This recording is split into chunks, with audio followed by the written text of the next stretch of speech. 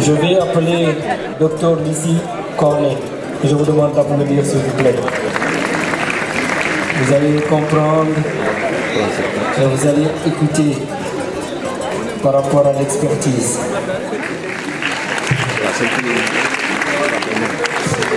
Bonsoir. Je suis très émue en fait de vous parler ce soir, car il m'arrive très peu souvent de parler à la diaspora.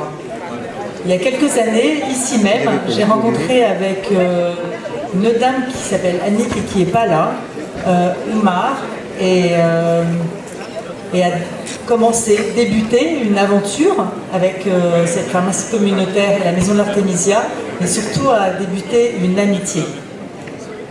Et Oumar, merci infiniment de m'avoir convié. Voilà, je vais vous raconter en un instant l'histoire de la maison de l'Artémisia, parce que c'est une très très belle histoire sur votre continent d'origine.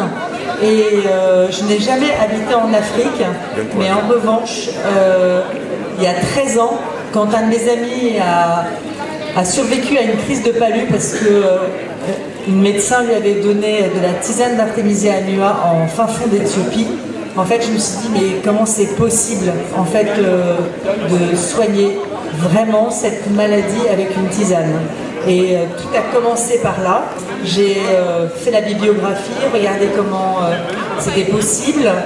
J'ai contacté des médecins en Afrique, j'ai pris des billets d'avion, je suis allée les voir et j'ai compris qu'en fait, il n'y avait que le peuple en fait, qui pouvait s'emparer en fait, d'une solution aussi simple et aussi peu chère, qui allait avoir jamais aucun labo pharmaceutique qui serait capable en fait, de mettre ça sur le marché pour soigner toute la population qui en a besoin, et on a tellement besoin en Afrique. Donc c'est ainsi qu'on a commencé au Sénégal, pas très loin de Técan, à monter la première maison de l'Artémisia à Thiès. Aujourd'hui, nous en sommes à 136 centres de formation qui forment en fait à la culture de ces plantes et qui permet à des millions de personnes de se soigner en toute autonomie, de se soigner en toute sécurité.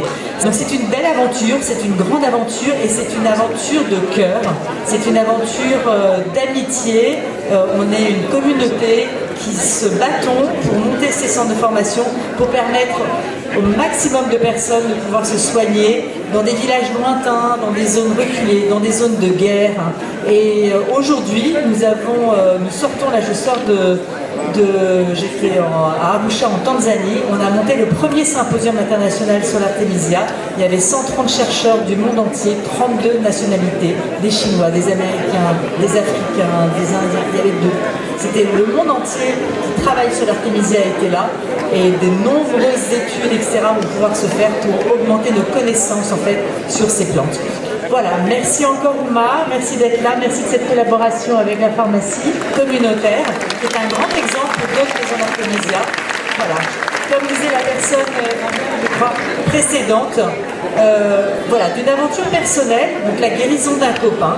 On en parle à un petit-déj et en fait, 13 ans plus tard, c'est des millions de personnes qui peuvent être soignées. On est tous capables de ça. C'est juste un pied devant l'autre. Merci.